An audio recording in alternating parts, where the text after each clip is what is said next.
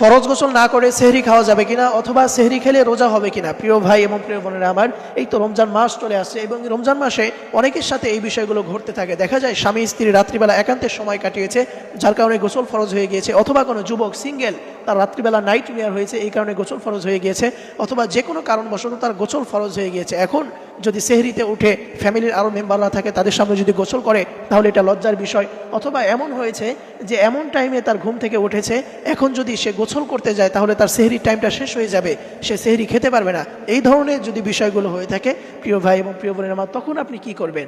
আপনি যদি সেহরি খান তাহলে সেই রোজা হবে কিনা, আসুন আমরা এই বিষয়টি জানবো। প্রিয় ভাই এবং প্রিয় বোনের আমার, হযরতে আব্দুল্লাহ বিন বাজ রাহিমাহুল্লাহ তাআলা বলেছেন যে সেহরির টাইমে ফরজ গোসল থাকা অবস্থায় কেউ যদি সেহরি খায় তাহলে তার সেই সেহরিটা হয়ে যাবে এবং এটার দ্বারা যে রোজা রাখবে সেই রোজাও তার হয়ে যাবে, এতে করে কোনো সমস্যা হবে না। প্রিয় ভাই এবং প্রিয় বোনের আমার, এই জন্য আপনি যদি গোসল ফরজ হয়ে যায় তাহলে ওই অবস্থায় আপনি সেহরি খেতে পারবেন এবং আপনার রোজাও হয়ে যাবে, আপনার সেহরি তোর ফজিলত আপনি পেয়ে যাবেন। কিন্তু আপনার চেষ্টা করবেন সবসময় পবিত্র অবস্থায় থাকা এবং পবিত্র অবস্থায় আপনারা সেহরি এবং ইফতার খাবেন। আপনি যদি একান্ত না পারেন তখন কি আপনি এই কাজটি করবেন। দেখা যায় স্বামী স্ত্রী যখন রাত্রিবেলা সময় কাটাবে সাথে সাথে আপনার গোসল করে ফেলবেন, অথবা কোনো যুবক যদি রাতে নাইট মেয়ার হয় আপনি সাথে সাথে গোসল করে নেবেন। অনেকে দেখা যায় সেহরির বসায় বসে থাকে, সেহরির টাইম যখন হবে তখন উঠে গোসল করে নেবে, আপনি সাথে সাথে গোসল করে নেবেন, অপেক্ষা করবেন না।